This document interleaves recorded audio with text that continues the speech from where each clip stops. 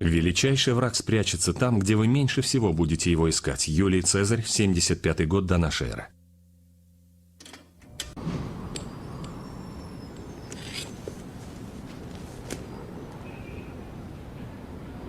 Какое первое правило любой игры, мистер Грин? Единственный способ поумнеть – играть с более умным противником. А каково второе правило игры? Чем искушеннее сама игра, тем искушеннее соперник. Правила везде всегда одинаковые, мистер Грин. И когда закончится это? Игра закончится, когда вы ответите на мои вопросы. Не давай им загадывать тебе загадки, Джейк. Разве эти загадки загадываю я, мистер Грин?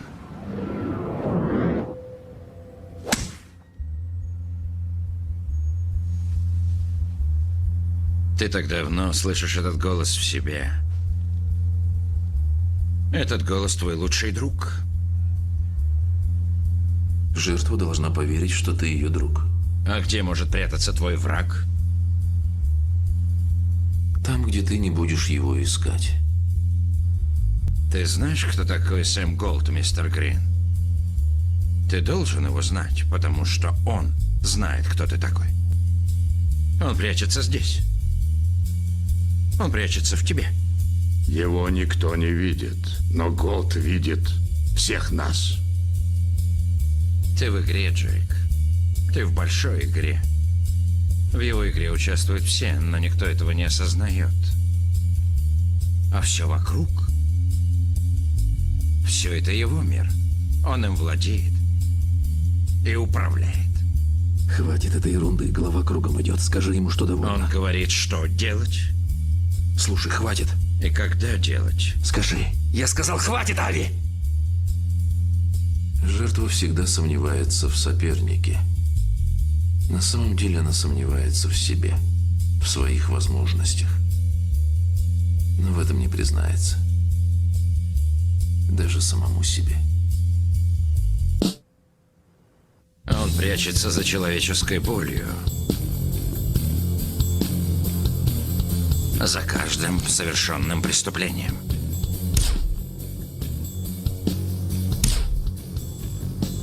Как я могу прятаться за человеческой болью и за каждым совершенным преступлением, если меня вообще не существует? В этот самый момент он говорит тебе, что его не существует. Кто огорчил Голда, тот обречен. Кроме двух твоих друзей. Мы заставили тебя начать войну с единственным реальным врагом, который у тебя есть, хотя ты считаешь его своим лучшим другом. Они защитят своего друга любым способом. Ты защищаешь его, мистер Грин. Но при помощи чего? И где то место, в котором он прячется? Там, где ты будешь меньше всего его искать. Он прикрывается твоей болью, Джейк.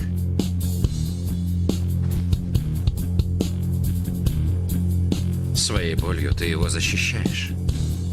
Пойми причины своей боли. И ты победишь в этой игре. Я знаю. Ничто не причиняет такую боль, как унижение и потеря денег. Изменив ситуацию с тем, кто контролирует тебя, Ты сможешь изменить ситуацию тем, что контролируешь ее сам. Насколько далеко ты готов зайти, мистер Грин? Чем больше власти, как тебе кажется, у тебя появляется в мире Голда, тем меньше власти у тебя остается в реальном мире. Ты до сих пор находишься в тюрьме, Джейк. А на самом деле ты из нее никуда и не выходил. Вспомни, кто они, Джейк. Обманщики, у которых отлично подвешен язык. Ты хотел получить ответы, а они загадали новые загадки. Ты знаешь правила.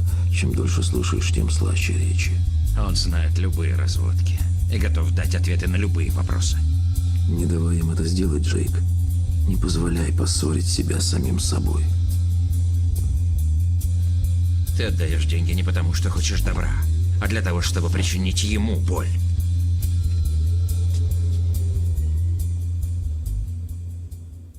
Войны нельзя избежать, ее можно лишь отсрочить к выгоде вашего противника. Макиавелли, 1502 год.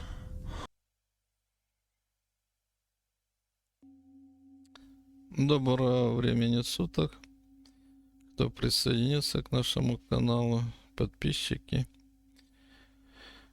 Сегодня такая спонтанная тема возникла у меня. Я в тот раз, последней нашей встрече, в теме разговора о гностиках Софии, ее творении, затронул часть темы о Люцифере. И говорил, что это большая широкая тема, которая в отдельном, будем говорить, двуесловии, там трехсловии не раскрыть. Поэтому попробую сегодня на эту тему раскрыть свое видение. Я не говорю, что это истина в последней инстанции, поэтому каждый примет эту информацию самостоятельно, как он это воспринимает. Но я хотел бы просто поделиться своими наблюдениями за ту информацию, которую я получал в разное время о Люцифере, и какое у меня отношение сложилось, потому что многие люди в данный момент времени очень негативно относятся вообще от слова Люцифер. Это естественно, потому что все догмы, которые были созданы вокруг этого слова, они привели к тому, что Люцифер, что люциферианство, это уже как течение появились на ровном месте, ни из ничего. Ну, такая, будем говорить, программа человека. Ему скажи 100 раз, что он свинья, и он на 101 раз начинает хрюкать.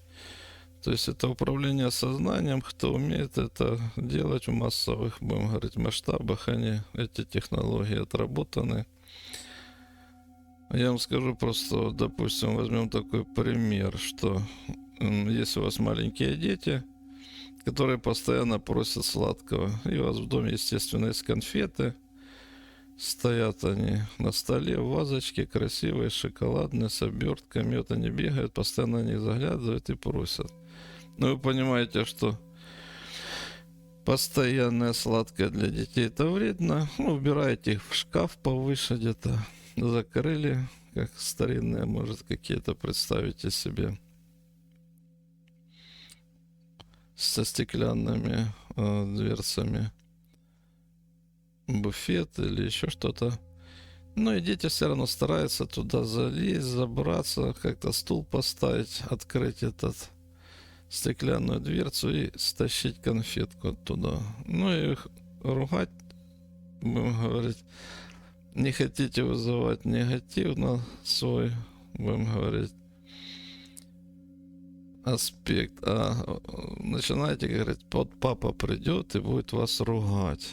Ну и ребенок же там, папа всегда, да, мама воспитывает, так что это авторитет, который надо слушаться, и его надо как бы уважать или даже немножечко побаиваться, потому что папа ремня может дать. Ну и ребенок там все равно как бы улучил момент и все равно где-то эту конфету свистнул. Вам надоедает эта песня, вы берете фотографию папы и ставите перед вазой с конфетами. Вам надо куда-то отлучиться буквально, и вы говорите, папа все будет видеть, если ты сюда будешь добираться, то, естественно, папа тебя накажет. Ну и у ребенка, естественно, срабатывает рефлекс уже такого, что присутствие, кто-то присутствует и может наказать. Ну вот приблизительно таким вот методом создали иллюзию Люцифера. То есть Люцифер в древних писаниях, если я не буду сейчас искать всех авторов, которые писали когда-то в какое-то время чего-то там, то есть чтобы это было опять бы в общих чертах, оно быстрее так понятно, потому что я понимаю, когда переходишь все равно на какие-то более уже конкретно тематические слова, то человек опять начинает путаться или опять его тормоза включаются. Это я понял по последней лекции, что да, много будем говорить, я уже пошел на то, что дал как-то информация больше техническая. Поэтому о Люцифере я не стал готовить никаких роликов, там, подготовок. Единственное, что впереди своего выступления короткого постараюсь вписаться во время. Опять же, для навеивания темы и продолжения основного, будем говорить, такого гностистического понимания мироздания, то есть базироваться на чем-то надо нам. Поэтому этот небольшой ролик как бы опять дает вам почву к размышлению. По-простому, там ничего такого особенного нету. Просто вы понимаете, что где-то существует какая-то невидимая, будем говорить, присутствие Бога, который вас видит, постоянно причем видит. А вы, собственно говоря, ничего об этом не знаете. Вы знаете, в последнее время уже появились такие, многие там разговоры научные или просто, может, тематические о том, что наш ум является нашим, будем говорить, врагом. То есть он заменяет наше «я». То есть делается, будем такие, ложное «я», которое постоянно в голове разговаривает сам с собой. Вы думаете, что это ваши мысли, и вы ее постоянно пережевываете, какую-то мысль. Потом вы даже не различаете, то ли это мысль где-то бредовая какая-то в ваших, будем говорить, переживаниях. Или же приходит какая-то мысль, сбрасывается вам, что вы даже не понимаете, что это уже не ваша мысль, а это манипуляция идет со стороны. То есть, находясь в таком ментальном потоке мусорном, будем говорить, тяжело различить, то ли это ваши мысли, то ли это чужие мысли, то ли это нужные, то ли ненужные. То есть находиться в ментальной тишине человеку очень проблематично. Но это как бы ступень к пониманию о Люцифере. То есть это какая-то из, будем говорить, частей, которую надо в дальнейшем будет где-то применить нам для понимания Люцифера. А я сейчас постараюсь вкратце рассказать некоторые мифологии, опять же кратко, которые созданы догмами религиозными. То есть слово Люцифер, оно вошло буквально недавно по сравнению там с количеством времени существования нашей цивилизации. То есть официально, вы знаете, наша цивилизация существует 6000 лет. Опять же, это все условно. Первые 2000 лет, мы сейчас 2025, первого тысячелетия как такового не было. То есть это приписка опять. Вся история первого тысячелетия написана, будем говорить, на коленке и белыми нитками сшитыми. Если вы, допустим, немножко отвлеченные темы будем добавлять, чтобы уже тут конкретику какую-то подобрать под тему. Если проанализируете христианство с зарождением, вот сейчас что у нас как отмечается, 2025 год с рождения Христа. То есть такая вот у нас началась. Китай отмечает там.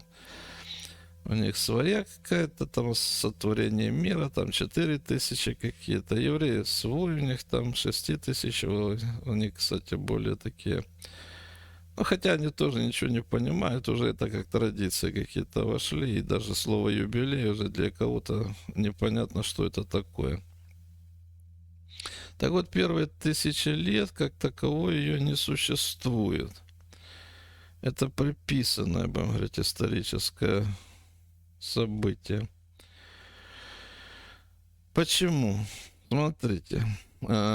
2000 лет со дня рождения Христа и 1000 лет крещения Руси праздновали недавно там, тысячелетие. А что 1000 лет происходило тогда в Руси. Ну, представьте, такой большой период времени, если 2000 лет назад Иисус родился, потом пока эти все, будем говорить, религии, которые были на тот период языческие или другие, они постепенно отошли или там аккумулировали в себя и вобрали знания о Христе, учения, появились и развивались уже по всем странам, государствам, то тут откуда 1000 лет, ну 1000 лет это хороший срок, понимаете, это 100 лет, это тоже какой-то период развития, а за 1000 лет это можно, я не знаю, сколько намолотить было еще этих религий и все остальное. Но у нас 1000 лет как таковой нету. Туринская плащаница, которая, будем говорить, есть отпечаток Иисуса Христа в гробнице, который хранится в Турине, вы знаете, они. И многие ученые брали там разрешение в Ватикан для того, чтобы проверить подлинность. Они сказали, да, плащаница датируется 960-980 год по какому-то анализу там. Не буду сейчас вспоминать, как он точно называется. То есть они подтвердили, да, действительно, эта плащаница очень древняя. Как произошел отпечаток Иисуса, тоже непонятно. Какой-то, говорит, квантовый. Ну, никто, конкретики никакой не было. Но дело в том, что они все датируют 980 лет. И они причем дважды брали. Никакие там небольшой кусочек нитки, спектральный анализ был, и они все, да, доказали, или там, я не знаю, там углеродный, ретроградный, там какие они у них еще дополнительные всякие изучающие. То есть это не проблема для науки определить возраст какого-то вещества. Получается, что да, если верить в развитие христианства согласно, будем говорить, Нового Завета, который вышел из Старого Завета, то христианство буквально 1000 лет назад должно было проявиться, зародиться. И тогда, естественно, через какой-то период времени в Руси тоже так же это должно как бы плавным течением времени перейти и в Россию. А так получается, что нету 1000 лет. Поэтому все, что сейчас официальная наука говорит о том, что мы 4000 лет до Христа, зарождение нашей цивилизации произошло. А зарождение цивилизации, будем говорить, всегда датируется или как бы официально подтверждается путем появления письменности. То есть, если письменность появилась, зародилась, люди там, будем говорить, живут каким-то своим строем, она потихонечку развивается, там, я не знаю, сельское хозяйство, охотничье угодья, там, 5-10, торговля, и потом появляются какие-то там, как официальная история рассказывает, денежные отношения, и зарождается письменность там. И вот клинопись, это считается как бы появление первой письменности, именно клинопись шумеровская, есть таблички очень много, большое количество, и вот эти таблички датируют, они официально там 4000 лет до нашей эры, плюс 2000 лет наша, это уже 6000, то есть и вот такой вот период идет летоисчисления. Хотя мы проводили здесь на каменной могиле с Липером Анитой погружение и изучали, будем говорить, на тонком плане каменную могилу. Нам подтвердили, что это, будем говорить, шумеровские клинописи, они появились здесь, ну, порядка 7000 лет до нашей эры. То есть не 4000 лет, как говорят наши археологи, а 7000 лет. То есть, и причем, если я говорю, что зародилось это в Шумерах, и потом распределилось по всему миру в разные стороны, то каменная могила, она находится это от востока, будем говорить, на запад, на большом приличном расстоянии. И эта клинопись пользовались древние, будем говорить, народы до шумеровских цивилизаций.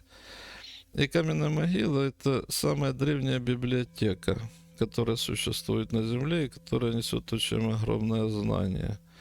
Ролики на канале есть, можете ознакомиться, посмотреть там, как она выглядит. И она является местом силы, на ней сейчас долго останавливаться не буду. Но это, будем говорить, одна из первых пирамид, которая вообще появилась. И вот здесь вот мы немножко как раз к Люциферу и подойдем. Казалось бы, с какого бока к самому главному о главном. И вот во время погружения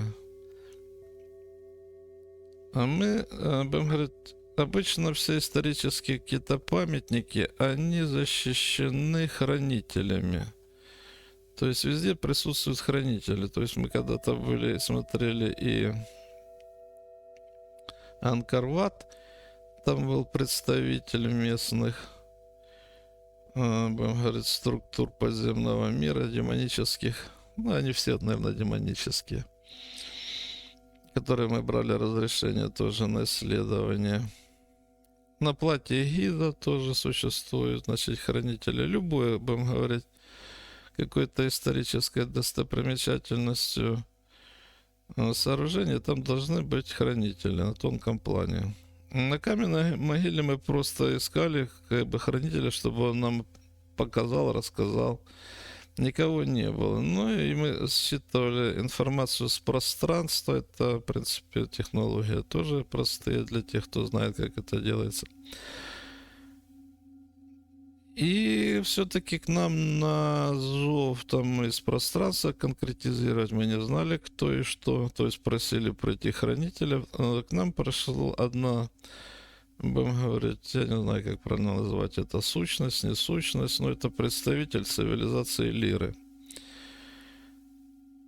И он нам, в принципе, как бы положительный, да, такой, не было никаких там негативных воздействий, что вы здесь делаете, зачем вы сюда приперлись, давайте энергию там по бартеру и все остальное, как демоны делают.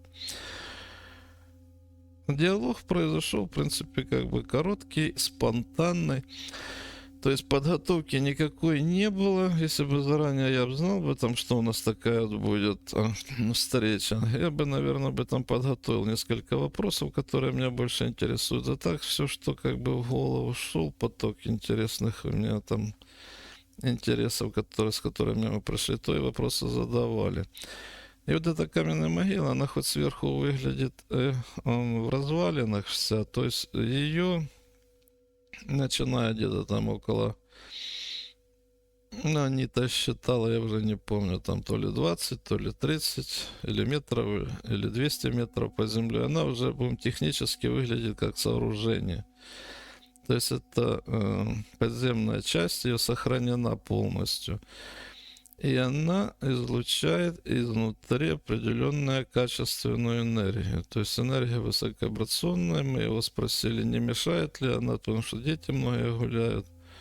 И я там много нахожусь, другие люди. То есть как она позитивна, негативна. Это, говорит, будем говорить, умная энергия. Это не какая-то энергия с Земли. Точно он нам не дал, будем говорить, расшифровку, потому что мы еще как бы не готовы, наверное, были понимать, что к чему. Но факт то, что это, будем говорить, является каким-то семенем жизни, как он объяснил. Что такое семя жизни, я тоже еще ничего не понял. Потом мы встречали хранителя места, я там делал ролик небольшой на ветру. Спонтанный тоже получился разговор. Вот он рассказывал, что тоже его привлекали. Он там был, наверное, в предыдущих воплощениях, а еще каким-то хранителем этого места. Его называли поющий, тот, кто поет, останавливает духов. И вот он тоже за это семя рассказывал, что семя жизни есть. И как оно в какой-то капсуле находится, и вот именно оно излучает вот эту вот энергию. То есть каким-то образом оно создает, будем говорить, не знаю, как правильно выразиться, то ли парадигму, то ли еще что. Она создает какую-то энергетическую подключение, может быть, не знаю. Вот технических вопросов не хватило, как говорится, ни времени, ни фантазии на тот момент задать. Не готов я был. Но существует, да, это семя жизни, которое заложено в земле. Вот видно, как-то прорастает жизнь откуда-то энергетически. Вот этот росток оттуда идет. Потом другие цивилизации добавляют свои какие-то, поэтому здесь на Земле существует много функциональность, будем говорить, и многие все представители, ну, заинтересованы в своих каких-то исследовательских и работах, и, ну, то есть это не просто выращивание человека, как многие говорят, там, ферма какая-то по выращиванию энергии и все остальное. То есть многофункциональна наша Земля. И я в него как-то давным-давно, я знал, в принципе, о эксперименте Люцифера, но напрямую как-то боялся тоже это слово произносить, потому что, знаете, все эти догмы, они как бы ограничивают тоже человека. Скажешь Люцифер, не скажут, о, сатанист какой-то или еще что-нибудь. Но суть вот такого плана, что наша уже галактика, если мы говорили в прошлый раз о Солнечной системе и закрытое пространство, то наша галактика является вот именно частью эксперимента Люцифера. То, что я и добивался узнать у Софии. То есть, то ли это было ей, как кто-то нашептал на ухо, чтобы ты сделала это, то ли ты самостоятельно это творение создала. Но ответа так конкретного и не получил я. Что значит такое Люцифер? Или кто, или что?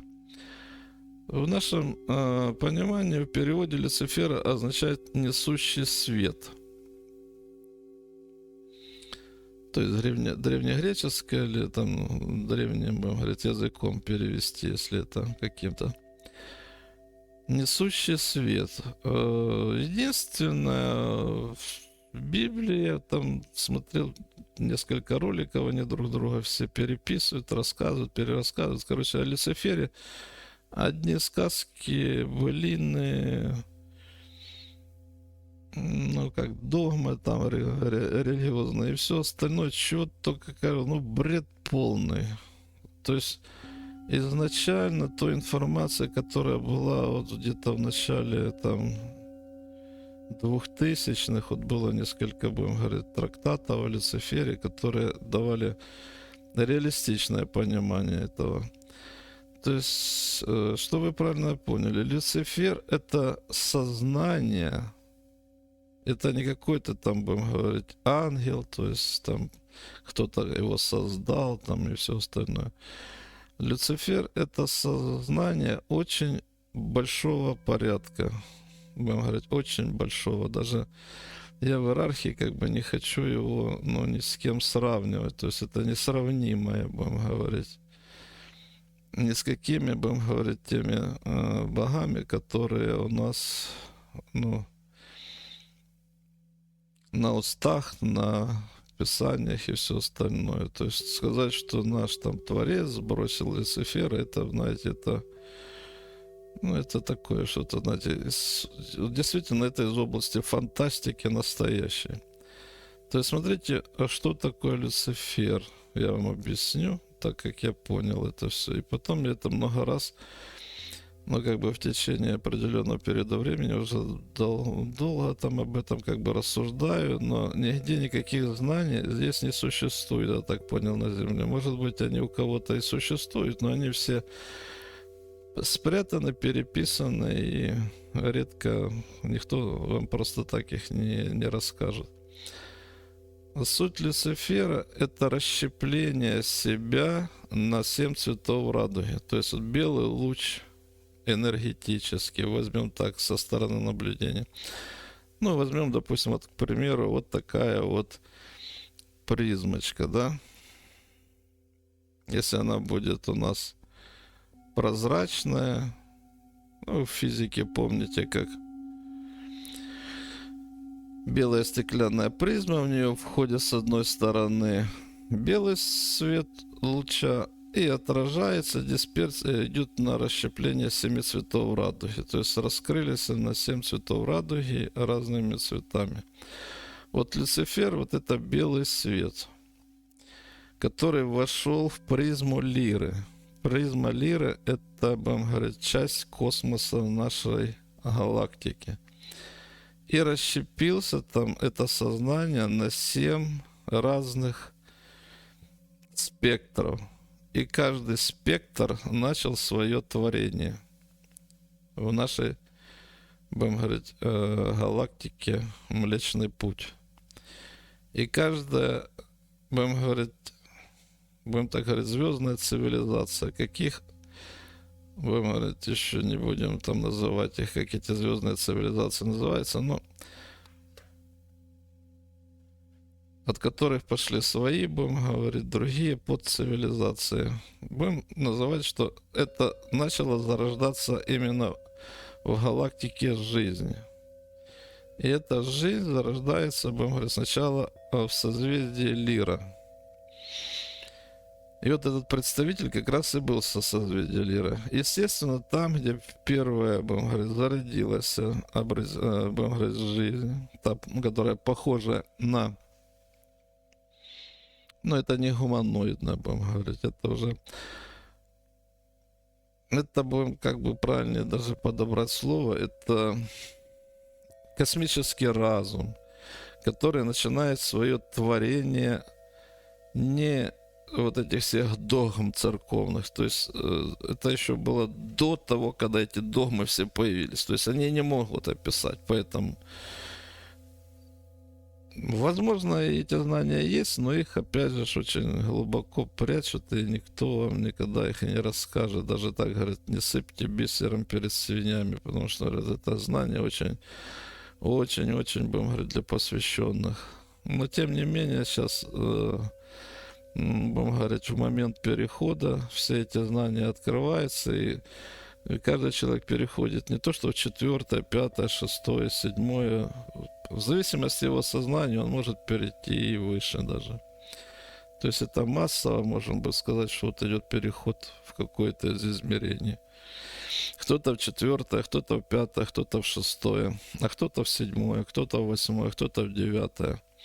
И в зависимости какого плана еще. Тут опять же, понимаете, это тоже определенное знание надо для этого, чтобы знать, куда вы идете. А те, которых не знают, собирают в New Age, будем говорить, большие группы и начинают им краины, будем говорить, вести лекции какие-то, аштары, цивилизации.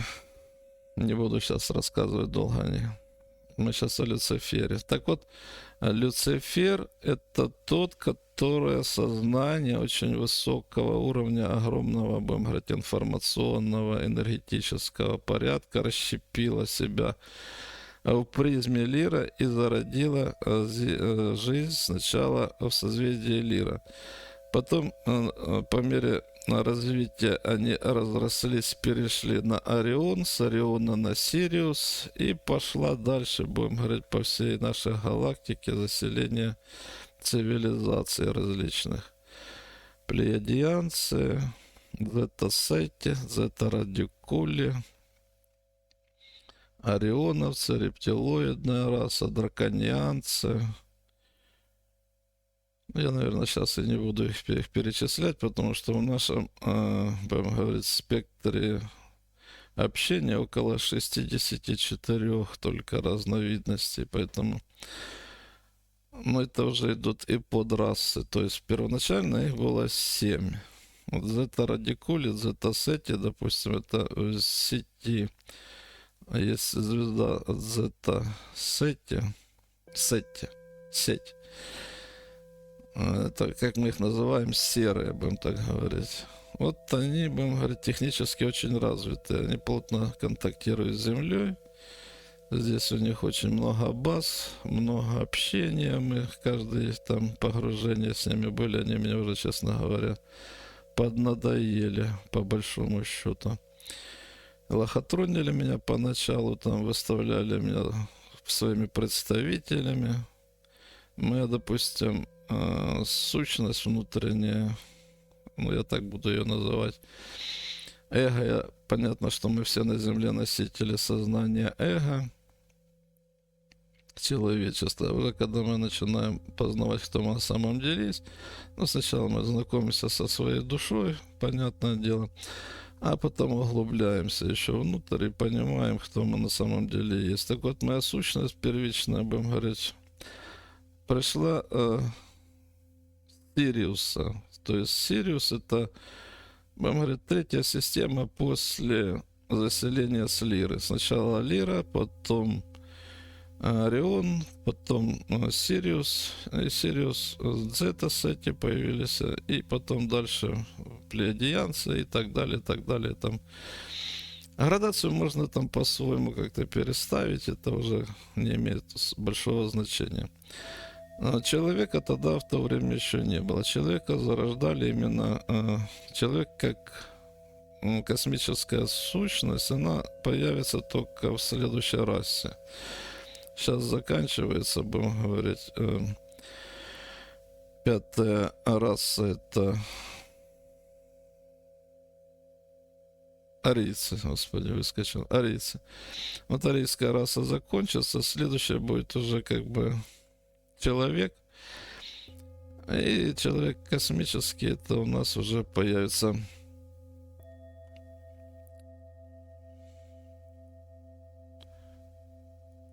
это раса, которая войдет в космические сообщества. То есть до этого человека просто как бы используют для своих вещей, там, но не более того.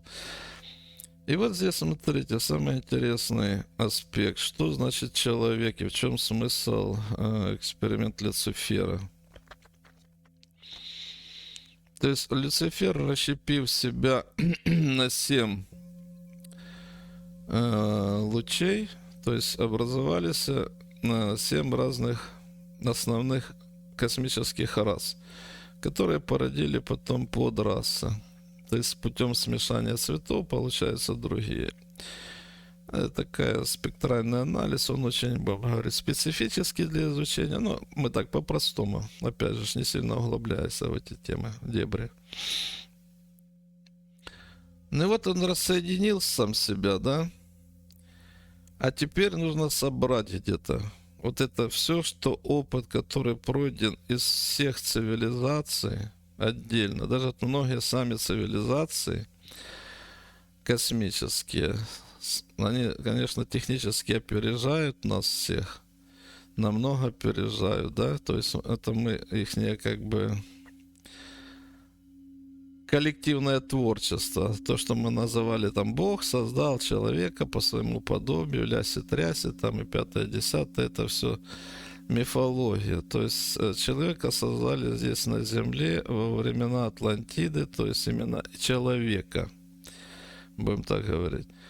Создавали представители Сириуса и создавали представители Ануннаков. То есть Ануннаки были женщины, сириусяне были мужской аспект, оплодотворение шло в оплодотворение шло в залах Аминти возле цветка жизни, будем говорить. Это было не физическое, будем такое говорить, а генетическое. И женщины Ануннаков, они именно создали тело, в которое вошли, будем говорить, ДНК многих представителей вот этих вот внеземных цивилизаций. Изначально, значит, это в первую очередь, будем говорить, Орион, потому что Лира это были, будем говорить, по своей физиологии более тонкие структуры.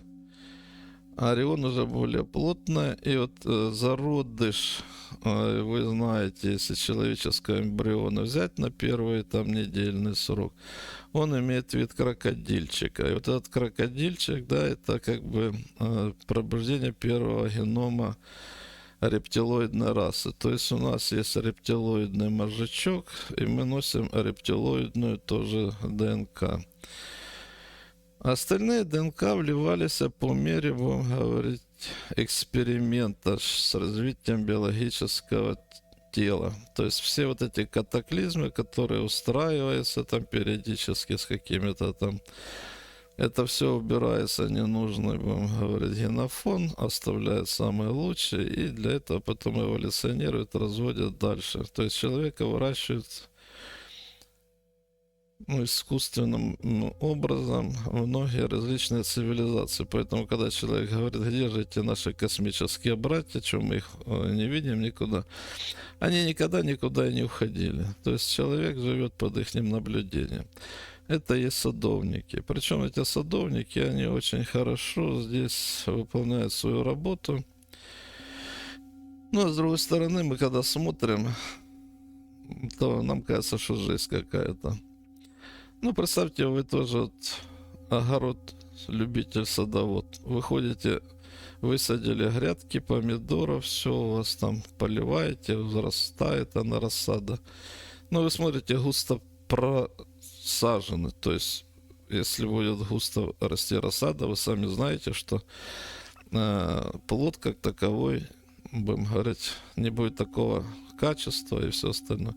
И вы будете, естественно, прорывать его. Для вас это, естественно, работа. Вы соседнюю грядку где-то пропахали, удобрили, залили, выдернули отсюда там густонаселенную рассаду, пересадили в другое место, она приболела, ну и потом опять же поднимается, и все от этого выигрывает. То есть таким же методом пересаживается, будем говорить, звездных систем с одной планеты на другую, часть душ, которые создаются, и они эволюционируют. То есть под присмотром. Никакого здесь жесткого такого, как самоконтроля нет. То есть должен быть какой-то период на эволюционное развитие. Поэтому все это подконтрольно. Так вот, Люцифер, чтобы не уходить далеко в дебри, чтобы вам не было скучно, это первичное сознание, которое раздробило себя на 7 частей в нашей галактике. Все цивилизации в отдельности прошли какой-то этап развития. Я с серыми разговаривали, многим там. Говорят, я уже достиг максимально 85 уровня, все, мне уже, говорит, развиваться некуда больше. Все, то, что мы запланировали, мы все это создали, все знаем. Говорят, мне уже неохота ничего там. Они пасутся у нас в основном живу едят нашу. То есть многие говорят, там наши ресурсы земные, золото и все. Говорят, а вся вселенная усыпана этими золами, алмазами, бриллиантами. Говорят, зачем оно нам надо? Живо, говорят, здесь. У вас есть живо. Вот все за этой живой, вашей живой энергией пасутся здесь. Потому что у многих, у них нет именно вот этой искры. То есть у них есть сознание, вот у них добивался, тоже хитрый, они не хотят ничего рассказывать. То есть никто нам ничего не хочет рассказывать. Вот методом такого какого-то доверия входишь в какие-то контакты. Пошел с ними как бы на контакт ради того, чтобы узнать некоторые, будем говорить, секреты, которые никто не откроет. То есть подписал с ними договор. У меня был контракт Сириус Зета. Они лохотронили меня, я понял, что это лохотрон. Ну, думаю, ладно, в этом лохотроне я хоть пообщаюсь говорю, с этими представителями. Не в плане того, что я когда чистками занимался, я их просто чистил, выгонял и все. Там некоторые гипнологи, будем говорить, тоже входят в контакт, узнают, кому как интересно. Другие мало общаются, только отключают, потому что боятся. Многие гипнологи, они просто боятся общаться, и поэтому уникальные моменты такие упускают из жизни. И вот они многие говорят, что мы уже достигли предела своего развития. Все, то есть существует тоже какой-то вот сейчас подъем идет. Почему этот подъем? Потому что на данном этапе достигли какого-то предела. Все, уже больше развиваться в данной области невозможно. То есть выросли, максимально уперлись головой в потолок. Нужно переходить всем на следующий какой-то этап развития. То есть это происходит одно. Вот теперь нужно с Люциферу собраться вместе, как говорится, все свои лучи. И вот эти все лучи, они сконцентрированы к нам на Землю сюда. Что значит сконцентрированы? То есть мы являемся здесь, на этой Земле, коммуналкой, в которой проживают представители разных звездных систем в телах человека, которые, будем говорить, находятся по закону неведения, кто они на самом деле и что они, кто они, чего они. И процесс объединения сознания идет.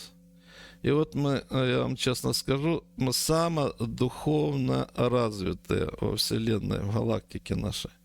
Все отдельные технические вот эти или какие-то высоковибрационные, там низкие цивилизации, темные, высокие, средние, серые, да. Они все, да, они все, может быть, технически, все там лучше у них, и все это как бы... Они делятся с нами на разных этапах своими какими-то разработками. Вы знаете, как строились там, все ходят, ищут, как вот пирамиду построили. Это вот древняя наша цивилизация. Это все строилось ими. Это ничего, на Земле люди сами ничего не строили. Даже и Санкт-Петербург, это все, будем говорить, все дворцовые постройки, это не человеческого. Ну, как бы люди, ну, долго потом не будем сейчас на эту тему. Так вот, сейчас в данный момент и собираются все вот эти лучи всех этих иностранцев, как я их называю, с разных представителей систем здесь на Земле для того, чтобы объединиться в едином сознании. То есть вот это должно породиться новое поколение, будем говорить, галактическое. Это называться будет человек. То есть до этого человек никогда в космос и не выходил. Поэтому и существует наша замкнутая система. Но замкнутую систему, когда построили, они сами не знали, для чего они ее построили. Это была задумка Люцифера. То есть, ну, где-то так. Это мое видение, поэтому я, как говорится, опять не претендую. Прав, не прав. Ну, давайте так, уже время подошло. Если что-то я там хочу добавить, я, наверное, в следующий раз добавлю. Но вы должны понять, что принцип Люцифер — это не зло какое-то. Выбросьте эту догму с головы. Это сознание более высокого, очень высокого ранга. Благодарю всех.